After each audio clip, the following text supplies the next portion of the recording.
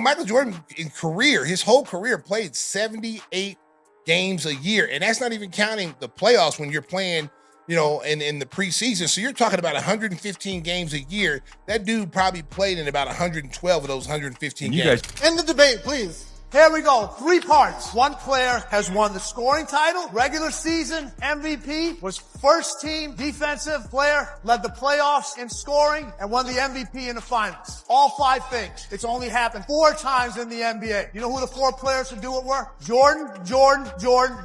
Michael never set out games. If Michael set out a game, he made sure he played at least 25 minutes so you saw him play. Whether it be preseason, he didn't miss any regular season games. But during preseason where most stars sit out, he played. The audacity, the straight confidence for LeBron to even believe that 22 seasons of up and down results can stand next to 13 years of straight dominance is wild. Michael Jordan's former championship teammate just shook the whole GOAT debate with one heavy truth that has LeBron supporters scrambling. This wasn't some random hot take. This hit different. So I'm not coming from a biased position where I'm just like, oh, that was my era, so I'm being biased. No, my eyes don't lie. I know what I've seen.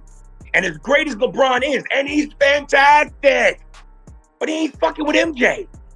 Just based off the eye test and the skill level and some of the stats and the heart, nah, yo, no. The basketball world just got checked by a man who lived it, breathed it, and won 3 titles beside the greatest to ever touch a ball, Stacey King. Not a studio analyst, not a loud TV personality, a real witness to greatness, just delivered one of the sharpest reality checks this debate has ever seen. I think it's misinformation. I think they want to control the narrative to make it look like this generation's players are superior. I mean, you look at the Hall of Famers that are in that era. And what he said, it has LeBron fans typing fast and thinking harder because numbers are stubborn, stats don't bend, and legacy talks loud on its own. Here's the line that set everything off. Stacey King said, what you are doing in 20 years, MJ did in 13 years. Let that sit for a second while people try to explain the gap. I saw MJ play from his prime to his retirement. I saw Kobe play from his prime to his retirement. I've seen LeBron from his prime to his eventual retirement. But King wasn't done, not even close. He made it clear LeBron James will go down as one of the greatest players ever. But let's stop the GOAT debate, King said with the tone of someone who has seen greatness right in front of him. Then came the stat nobody likes to argue about. After 22 seasons, LeBron still hasn't matched Jordan's 6 championships, 6 titles in 13 years. LeBron reached 4 in 22. That's the part that keeps this debate alive. How this young generation is so dismissive of this stat when they go, well, LeBron James has been to the finals this many, and he won this many times, but he's been this many times. The thing about Michael and these guys in that era, they recognize how important it was for the fans who may not get a chance to see them play. So when they go to a city, this might be the first time this family of 6 gets a chance to see Michael Jordan play. Let's talk efficiency for real, because this is where things get uncomfortable for Team LeBron. Jordan didn't just collect more championships. He did it in way less time. In 13 seasons, Michael Jordan grabbed 6 NBA titles, 6 finals MVPs, 5 regular season MVPs, 14 all-star selections, even counting the Washington years, and scored over 32,000 points. And yes, he stepped away for 2 seasons to play baseball. Now look at the other side. LeBron needed 22 seasons to secure 4 championships and 4 finals MVPs. The timeline just doesn't match up. That's almost double the years for a smaller trophy case. That's the part people don't like to slow down and think about. Jordan or LeBron, who's the GOAT? I low-key think Mike's so competitive, bro. Mike could come out of retirement right now to play Bron and do it. Do you know what Michael Jordan had to deal with, bro? We can go over his finals opponents. You tell me who lost. The Heat played a Thunder team with Kevin Durant, Russell Westbrook, and James Harden in the finals. I like how you say— Who was going to guard Mike on that Thunder team? James Harden.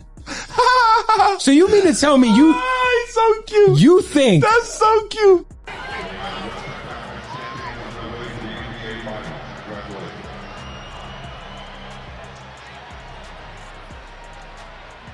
Then comes the longevity argument. He played longer, they say. True, LeBron has had an incredible run. Respect that. But here's the point Stacey King was making. Playing longer isn't the same as dominating faster. Staying around is one thing. Owning the era is another. Jordan didn't need 20-plus seasons to prove his greatness. He built his case in 13 years. He could have stretched it out, chased every career record, and padded totals. He chose not to. He accomplished what he needed and stepped away with the mission complete. King saw that dominance up close. He watched a player so sharp, so locked in, that even stepping away twice didn't damage the aura. Jordan retired while still on top, not fading out, not hanging around. He left while the crown was still his. Now let's talk finals records. Jordan, 6-0. 6 appearances, 6 wins, 6 finals MVPs, no game 7s. No coming up short on the biggest stage. When it was time to close, he closed. Jordan. Number 2, if you own a pair of Jordans or have a pair of Jordans on, stand up. Winning has a price. And leadership has a price. So I pulled people along when they didn't want to be pulled. I challenge people when they don't want to be challenged. And I earned that right because my teammates came after me. They didn't endure all the things that I endured. LeBron, 4 wins and 6 losses in 10 finals trips. That's a lot of finals experience, no doubt. But it's also more losses than wins. That stat always sparks debate, and it's part of why this conversation never cools down. And here's what goes beyond numbers. Championships aren't just math problems. They shape history. Stacey King understands something deeper than box scores. Impact. Jordan didn't just play the game. He changed how the world saw it. In just 13 seasons, Jordan became a worldwide icon. He turned the Chicago Bulls into the most recognized sports franchise on the planet. I was with Michael Jordan, not last summer, summer before last. We ran into each other in Europe. And he says, Irvin, I don't know why these guys, because if you look at his record, he almost played every game like 5 or 6 times throughout his career. He didn't miss one game. He played in every game. We wanted to play in every game. Pat Riley or our trainer, Gary Beatty, had to make sure that they said, no. B, don't put on your uniform. Don't come sitting on that bench because you want to play because you want to play for your guys and with your guys. Basketball became appointment TV because of him. His brand exploded so hard that his sneakers still outsell most current signature lines. That kind of impact doesn't fade easy. Jordan's influence wasn't just hoops. It crossed into culture. Space Jam wasn't just a movie. It was an event. Kids who never watched the full game still knew who he was. That's reach. That's presence. Stacey King knows what clutch looks like because he stood next to it. When the pressure hit, when the lights were blinding, when champions were separated from contenders, there was Jordan. The shot over Craig Alo, the flu game, the shrug in Portland, the last shot in Utah, moments stamped in history. And yes, 2011 with Dallas gets brought up every time in this debate. Michael never set out games. If Michael set out a game, he made sure he played at least 25 minutes so you saw him play. Whether it be preseason, he didn't miss any regular season games. But during preseason where most stars sit out, he played. I mean, we played in Lincoln, Nebraska. We played in Sioux Falls. We played in some small venues to get the people who may not be able to get to a big city to see us. We go into those places and play. And most star players, I'm not playing in Lincoln, Nebraska. I'm sitting out, Michael would play first and third quarter, 24 minutes to let people see, because he recognized, and Kobe's the same way, that this might be the only time that they're able to afford to see me play. And I want to make sure I put on a show. These guys nowadays, they don't look at it that way. The fans pay these enormous, these crazy salaries. You owe the fans everything you got.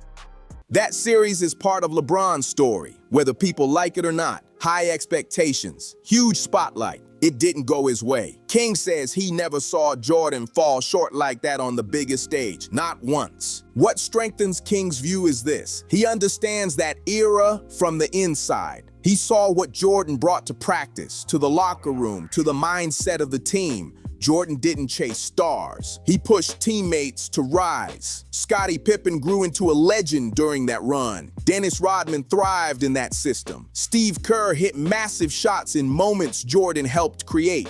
You know, I was a big Michael Jordan fan. I had a poster of Michael Jordan on my wall. So when I would go to the game, I would actually rub the poster. And I'd go out and score 30, 40. And so I always attributed touching MJ's poster brought me luck. So then I get drafted by the Bulls. So my first game, I felt like I didn't need the poster anymore. The standard was excellence every single day. LeBron's path has looked different. He has teamed up with elite talent. The Miami trio, Cleveland with Kyrie and Love, the Lakers with Anthony Davis. That's part of the modern NBA. But critics argue Jordan didn't need to gather established superstars to compete. He built chemistry within his core and maximized it.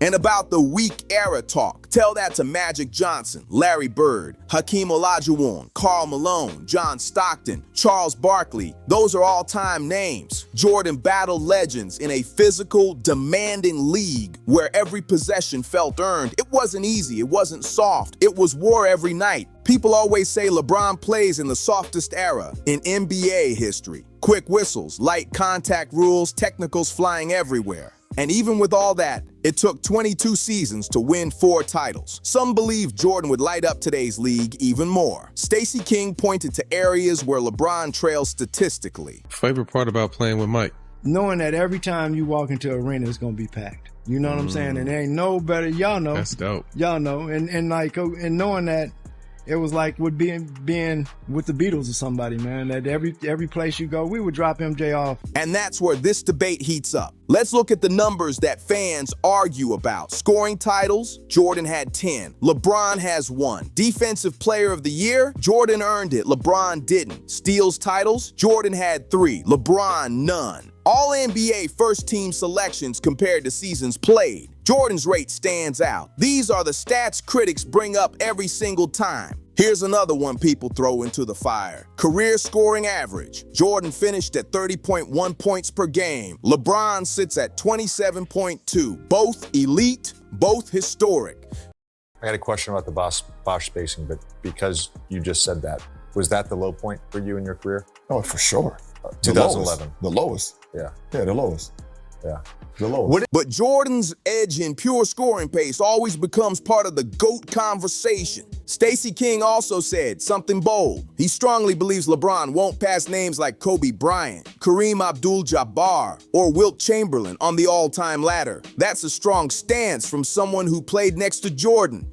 Think about that claim. Kareem has 6 championships in the scoring crown. Kobe has 5 titles and that legendary competitive edge. Wilt owns records that still look unreal today. LeBron is firmly in the top 5 discussion, no question, but King sees Jordan alone at the peak. And then there's mentality. King watched Jordan return from baseball and win 3 more championships. He saw the flu game. He saw a player who turned doubt into dominance. That edge is what separates icons from everyone else in this debate. Critics say when things fall apart, LeBron points at coaches, teammates, or the situation. They say he joins forces with other stars when the pressure rises. To them, that's not GOAT energy.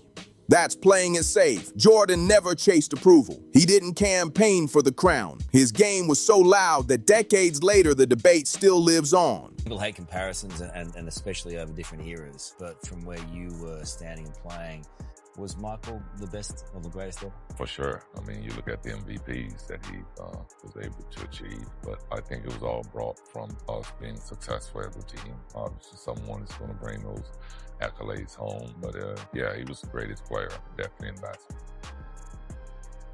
Here's what Stacey King believes casual fans miss. Greatness isn't about how long you stay around. It's about how strong you dominate when you're at your peak. Jordan stacked 6 championships in 8 years. He even stepped away for 2 seasons and still returned to finish the job. 6 finals wins, 0 losses, 10 scoring titles, 25 MVPs. That resume hits hard. Add the global image, the brand, the cultural wave. Jordan locked in GOAT status in 13 seasons, while LeBron needed over 2 decades just to be firmly placed in the argument. King's message is simple. In his eyes, the debate ended in 1998 when Jordan hit that final shot and walked off on top. The stats speak, the championships speak, the finals record speaks. And when a former teammate says, what LeBron is doing in 22 years, Jordan did in 13. That's not random talk. That's comparing timelines. Supporters can lean on longevity, and longevity is impressive. But King's stance is that peak dominance carries more weight. Jordan didn't stretch his career chasing every record. He made his statement and exited. More titles in less time, a flawless finals mark, a shelf full of awards, and an impact that still shapes the sport today. Clutch moments, leadership, elevating teammates, battling elite competition, mental strength, killer focus. Stacey King saw it up close. He lived through it, competed with it, and won because of it. And he's standing firm on what he believes is the truth. In his eyes, the debate wrapped up in 1998 when the greatest player he ever saw stepped away with nothing left to prove. Some fans still argue, still compare, still try to reshape the story. But championships, timing, and dominance are hard to ignore. 6 titles, 13 seasons, a legacy built fast and sealed tight. That resume is why this conversation never cools off. If you rock with that mindset and you're ready for more real basketball breakdowns, hit like, subscribe, and share this with someone who's still arguing about it.